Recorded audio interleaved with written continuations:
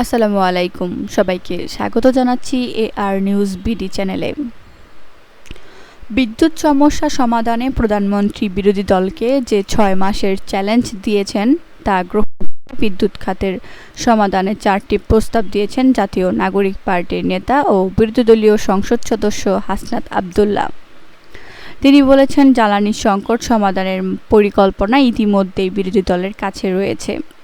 প্রধানমন্ত্রীকে সেই পরিকল্পনা পড়ে দেখার আহ্বান জানিয়েছেন তিনি। সামাজিক যোগাযোগ মাধ্যমে এক স্ট্যাটাসে তিনি বলেন, বিদ্যুৎ সংকটের সমাধান ইতিমধ্যেই সংসদীয় কমিটির আহ্বায়ক নাহিদ ইসলাম 15 দফা প্রস্তাবে তুলে ধরেছেন, তবে সরকার সেগুলো আমলে নেয়নি বলে ক্ষোভ প্রকাশ করেন হাসনাত আব্দুল্লাহ। হাসনাত বলেন, মাননীয় প্রধানমন্ত্রী বিরোধী দলকে বিদ্যুৎ সমস্যা সমাধানের পরিকল্পনা প্রদানের জন্য 6 মাসের আলটিমেটাম দিয়ে চ্যালেঞ্জ দিয়েছেন। আমরা চ্যালেঞ্জ গ্রহণ করলাম এবং সমাধান পরিকল্পনা প্রস্তাব করছি। তিনি বলেন, চ্যালেঞ্জ দেওয়ার আগে প্রধানমন্ত্রীর জানা দরকার ছিল যে সমাধান ইতিমধ্যেই টেবিলে আছে। এনসিপির আহ্বায়ক, সংসদ সদস্য ও বিরোধী দলীয় চিফ হুইপ নাহিদ ইসলাম বলেন, স্বল্প ও দীর্ঘমেয়াদী নিয়ে মোট 15 দফা সুনির্দিষ্ট সমাধান প্রস্তাব দিয়েছেন। হাসনাতের দাবি, তিনি ধাপে ধাপে দেখিয়েছেন কোন সিদ্ধান্তটি কোথায় ভুল হয়েছে। ভর্তুকি নীতি, প্ল্যান, কন্টিনজেন্সি প্ল্যান এবং ডিজাস্টার রিকভারি প্ল্যান নিয়ে বিরোধী দলীয় সদস্যরা সুস্পষ্ট সমাধানধর্মী বক্তব্য দিয়েছেন। নাগরিক সমাজ ও গবেষণা প্রতিষ্ঠান থেকেও মতামত এসেছে। এসব জাতীয় দৈনিকে প্রকাশিত হয়েছে এবং সেমিনারে আলোচিত হয়েছে বলে উল্লেখ করেন তিনি বলেন, প্রধানমন্ত্রীর ডাউস সাইজের মন্ত্রিসভা ও উপদেষ্টা পরিষদ থাকা সত্ত্বেও এই তথ্য তার কাছে পৌঁছায়নি। এটি লজ্জার কথা। প্রধানমন্ত্রীর টিমের সক্ষমতা নিয়ে প্রশ্ন। হাসনাত বলেন, মন্ত্রী, প্রতিমন্ত্রী, উপদেষ্টা ও বিশেষ সহকারী মিলিয়ে 62 জনের সভাসদ। এর একজনও নাগরিক মতামত বা বিরোধী দলের প্রস্তাবনা পড়ে দেখেননি।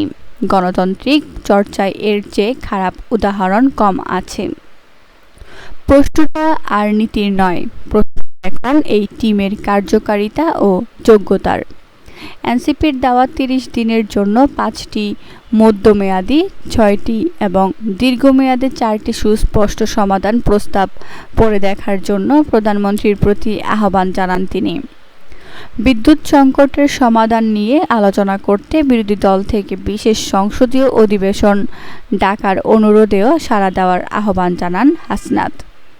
তিনি বলেন, আমরা সরকারের এমন ইগনোরেন্সকে খুবই হতাশার চোখে দেখি এবং প্রধানমন্ত্রীর বিশালাকার টিমের সক্ষমতা, যোগ্যতা ও আন্তরিকতা নিয়ে প্রশ্ন তুলি।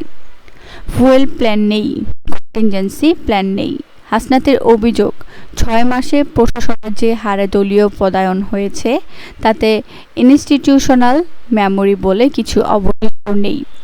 ফলে প্ল্যান, কন্টিনজেন্সি প্ল্যান ও ডিজাস্টার রিকভারি প্ল্যান নেই। তিনি বলেন, ভর্তুকি কাটা হয়েছে ঠিক সেখান থেকে যেখান থেকে বিদ্যুৎ আসে, আর ক্যাপাসিটি চার্জ অক্ষত। সচিবালয়ে যারা এসেছেন তারা নতুন, অনভিজ্ঞ এবং লবি গ্রুপের পরামর্শে চলছেন। মহেশখালী FSRUতে আগুন লাগার পর রক্ষণাবেক্ষণে ত্রুটি ছিল কিনা সেই স্বাধীন তদন্ত প্রতিবেদন আজও প্রকাশিত হয়নি বলেও দাবি করেন তিনি। নাশকতা নাকি অবহেলা, সরকার নিজেই জানে না।